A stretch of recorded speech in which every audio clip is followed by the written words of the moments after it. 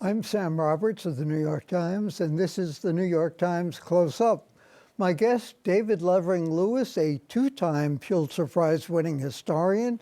He's best known for his definitive two-volume biography of W.E.B. Du Bois. The second volume, The Fight for Equality in the American Century, is reaching new listeners this month as an audiobook. It's narrated by Emmy Award-winning actor Courtney B. Vance. In those books, Levering Lewis follows one extraordinary life that challenged America's idea of who truly belongs. In his new memoir, The Stained Glass Window, he flips the lens using his own family's history to trace that journey from slavery through Jim Crow to the Civil Rights era. This is Black History Month. We're marking 100 years since Carter G. Woodson launched Negro History Week in 1926. Welcome to David Levering Lewis. Now, why is Black History Month the shortest month of the year? It should be, in fact, given the administration we labor under now, at least 6 months, it seems to me, if not a total year. Here we have the reversal of signs that honor events in our history. Here we have most recently the most incredible representation of the former president, Barack Obama, and his wife as animals, as monkeys. Unapologized, I think, unless I missed something in this morning's Times. You did not. You did not miss it. I thought I would never live to see a black president elected in the United States. And now we have a successor doing what you said. What does this say about America?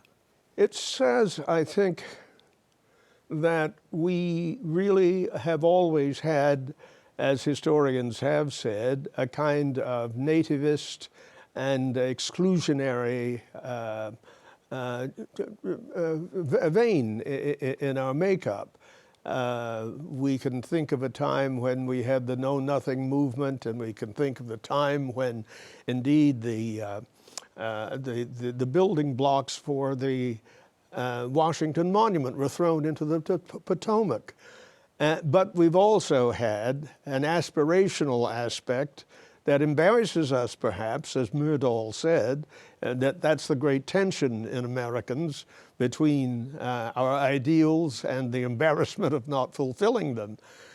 And so this man represents the embarrassment of unfulfilled things, and it represents a kind of kleptocracy that is so unconstitutional that it's hard to understand why even billionaires would abide by it. Because at the end of the day, the richness and the maldistribution of wealth is going to cost us so much that we will have, in fact, corrections that are borning now, and we will see how they turn out, but they will be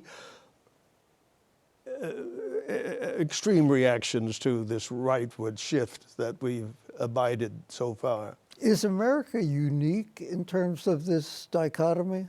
It's obviously not. It's obviously not. We have the Austrians always going one way and the other. We have the Swedes who've recently had a correction. And then we've had Brexit, of course, and the English representing that.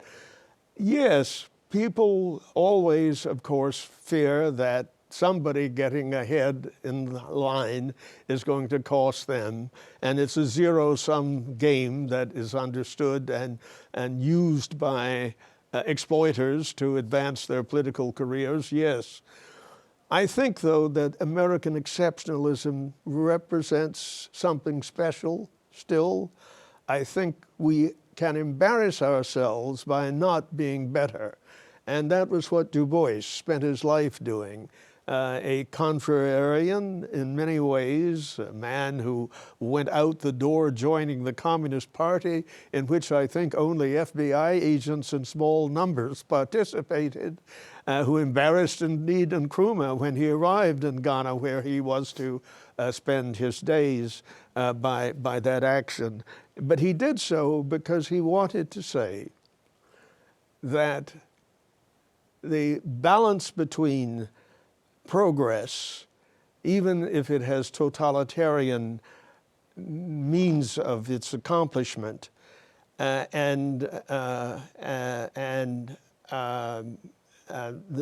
free market, unregulated, that imbalance between the two extremes is something that he wanted to articulate in his books again and again and again. And I think that voice today is more necessary than ever, with a kind of turbocharged kleptocracy that has really so corrupted much of our ideals and much of our constitutional rigor. Is anyone articulating those ideals today? Yes, I think Ocasio-Cortez is. I think the mayor is so far. He's young. We don't know yet how difficult his mandate will be. Pretty amazing that a Muslim gets elected mayor of New York City. As amazing as Obama's election was in its time. Yes, this is an inflection point, and we all need to do our best to make sure it succeeds. There are troubling aspects of it, of course. There is his remarks about the Intifada, which distress many of the Jewish electorate. But I think I was listening to Ruth Messenger on your program not so long ago. She ran for the mayor. She has become a partisan of Mamdani, and at the same time she alerts her community to the disadvantages of making an issue about his Muslim faith of great concern. Of course, this is a difficult time for him and for progressives indeed, and for progressive Jews as well, because we have what is going on in the Gaza, a great clearage, it would seem, and the line between what is happening that runs from Gaza through Netanyahu to the city council president demanding that there be safety in places of worship. All of those things could be, it seems to me, dealt with in the usual civic and good common sense way. And that's what is so important to do, and not to let the extreme be the enemy of the possible. You wrote a book about Islam, and you also taught a course at NYU Abu Dhabi. And you said that in teaching that course early on in NYU Abu Dhabi's history, you learned things that you hadn't realized when you wrote the book. What did you learn about Islam and the Middle East? What did I learn? I had some very good students indeed. I suppose I learned that indeed I bought into the idea of the convivencia, this idea that when Islam reached the Iberian Peninsula, that in its conquest and incorporation of the people who were there, that was such a wonderful result, and that everybody was converting to Islam, and everybody was grateful for this intrusion. Well, not quite so. And I think that my students would say, well, Professor Lewis, really, what about those people in the far north who weren't part of that convivencia? And that back and forth, of course, resulted in the end of that 7 years of presence. But the memory of the attempt to be liberal, to be universalist on the part of the Muslims was, I thought, something to emphasize, and yet perhaps I overdid it. You've written biographies of Du Bois, obviously, which won 2 Pulitzer Prizes, Martin Luther King, Wendell Willkie. Was there a thread that tied them together? I thought so. I thought that I was dealing with people who represented the possibilities of their societies, but who did so with a conscience and awareness that other people debating them and opposing them should not be diabolically characterized.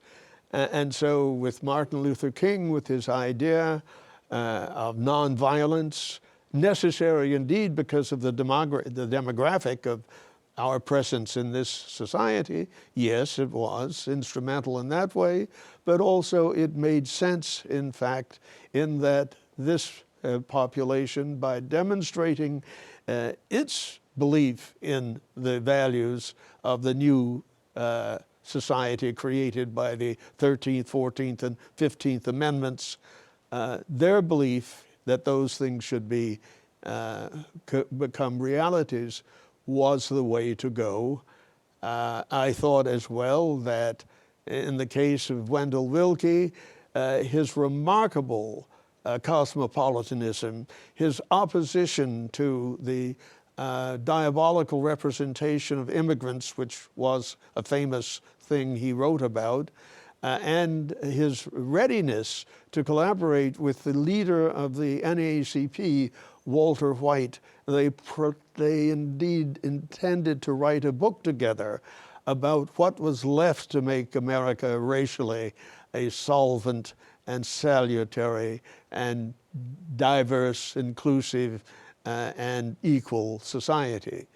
He died. The last thing that he wrote in a magazine appeared posthumously, influenced by his collaboration with Walter White and with the ideas of the NAACP and with the promise that if he were elected president, the Supreme Court would have a minority appointment.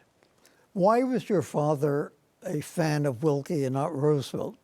I think some of us had a link to the historic Republican Party, and we were loath to turn our backs upon it.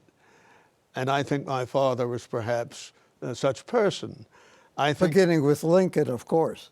yes, yes. But I think my mother, prone to applaud FDR, that the debate between the two of them provoked for me later a desire to pay attention to the life of Wendell Willkie and to write about him, and then to decide that he was in fact a very special, if not unique, American politician. One of the most underappreciated ones, indeed. They also ran, and he did too. Yes.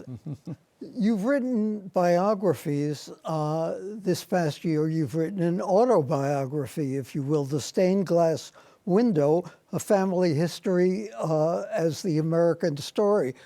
You were inspired to do that because of a conversation with a cabbie you wrote. Tell us about that. Yes. It was, I think, in Cleveland, perhaps, and the limousine driver collected me. I was to interview a number of people for sources for my Willkie book, and we began talking in a kind of, oh, what an interesting place this is way. And as we approached the hotel, he said, you know, my people, they came here and they didn't have the language, but we worked hard and we never did anything to hurt your people. We just never had anything about that. Who were his people? His people, I think, were perhaps Polish in origin. And I was stunned by the presumptuousness of it. I thought, you don't need to tell me this, really. And I was provoked. And then I thought, but wait a minute. This is a kind of nativist point of view. This is an exclusionary point of view, not an inclusionary point of view. And after all, we're going to have a politician who's soon going to monopolize the privilege of representing all of that Donald Trump. Why, when we talk about assimilation, when we talk about who is an American, why aren't blacks considered even more American than a white Polish person when blacks as a group were here before Polish immigrants? I think it's because the reason was to do with pigment and the advantages thereof. And so the Poles still were able, as white people, to be part of that consortium of whiteness. Why is blackness such an indelible mark of inferiority, if you will? Well, I suppose historically the long period of enslavement was significant. I think also the failure of Reconstruction, where the ambitions were shared by so many whites as well as the unenslaved, that failure, for reasons that are complicated but were written about, I think, lucidly by Du Bois himself in Black Reconstruction. The failure of Reconstruction was, I think, and the base and the result of it being that the one thing that one needed was simply land. And the one thing that a vice president who became president because of an assassination of Lincoln negated was fatal to the unenslaved. They needed the land that they had formed, that they had tilled. They needed the construction of property that they had built, but they were denied that in the stroke of a pen, and history then became quite costly. If you go back before Reconstruction, go back to 1789, the Constitutional Convention, I asked Congressman Jerry Nadler this question and was a little surprised by his answer. If the people of the Constitutional Convention had to put up with the South, in effect, seceding from what was becoming the Union because they wanted to maintain slavery, and the North at that point was more concerned with keeping the Union and was willing to give up the South. He said if he were at that convention, he would have let the South secede then to maintain a Union free of slavery. Was that the right answer? It's a good answer from Jerry Nadler, and perhaps useful for his reelection. I think, however, that the reality was, and it was something that Du Bois addressed in his book on the slave trade. He said something about slavery was the economic god of the building of America. That, it seems to me, would have said that the decision not to allow the South to leave made sense in terms of economics for such a long time until the economic power of the South became so threatening to the modernizing aspects that were still part of the North, that slavery became an unacceptable thing, and the excision of the South became necessary. All right, let me ask you a totally unfair question. If you had been at the Constitutional Convention as one of the delegates, would you have voted in favor of a constitution that allowed slavery to continue? If I had been a Quaker, no, I think. But I think as a businessman, I would have been tortured. And voted how? I think that it's impossible existentially for me to have voted in the way that Nadler did not. But I think logically you could see why history worked out the way it did for so long. The stained glass window, there really was a stained glass window that inspired the title. What was that? That was a window to my grandmother, stained glass, in the first congregational church in Atlanta. And I grew up with a Methodist father and a Congregationalist mother. And that meant that when I accompanied my mother to the Congregational church, I became aware of that stained glass window, and with my father at the Methodist church, other issues. And I thought this had a kind of class significance that I should excavate, and so that's what I did. What it had to do then with color, with class, with opportunity, plus and minuses, and that sort of thing. You came to the conclusion early in your life, you said, that there was a permanent possibility that race would trump class in your life experience. How did it? I think that startling remark made by the limousine driver was part of my epiphany when it came to clarity. Yes, I think so. Leaving the country, though, and going to school abroad, I found that it was curious that in England it was class that mattered, and that if one mimicked a kind of way of speaking in England, it was an advantage. If you had a good accent. Had a good accent. But returning to the United States, as famously Du Bois had done from Berlin, who said, "I'm going back into nigger-hating America."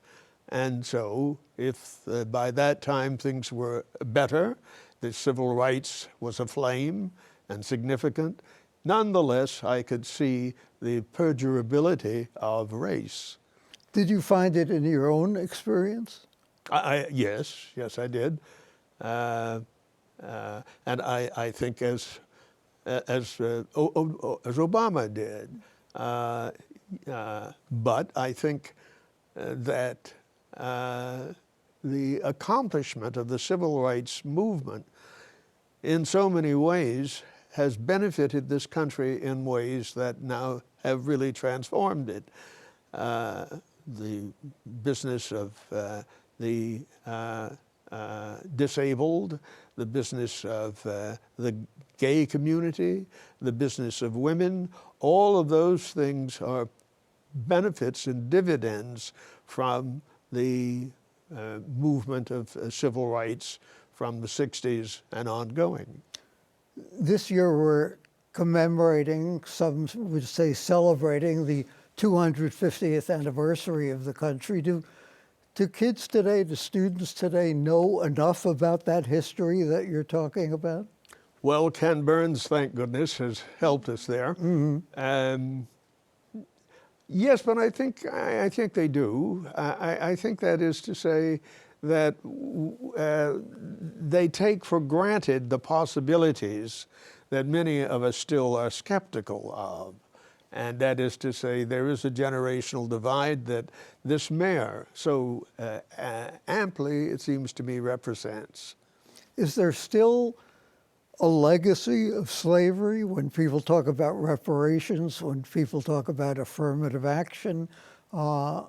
Is this something that is truly in the past, or is it a living legacy of that period? It's a living legacy, bright and blue indeed, and reparations is an issue that will still, is appropriate and will, I think, have to be institutionalized. And affirmative action, is that something we still need?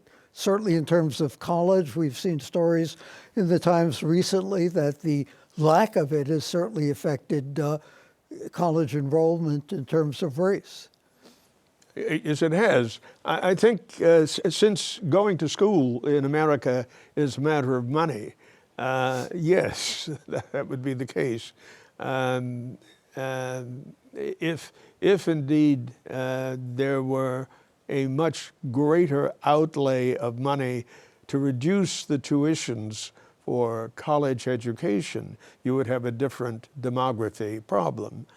I think that's not going to happen immediately, although Harvard in its recent decision and Stanford and Yale have decided that an income level of a certain amount will give you as it were, a tuition-free experience. So is that class or race? That's both. David Levering Lewis, his memoir, The Stained Glass Window, available now, along with this essential 2-volume biography of W.E.B. Du Bois. That's it for this edition of Close Up. If you'd like to support more programs like this, please consider donating at the link on your screen. For the New York Times and CUNY TV, I'm Sam Roberts. Thanks for watching.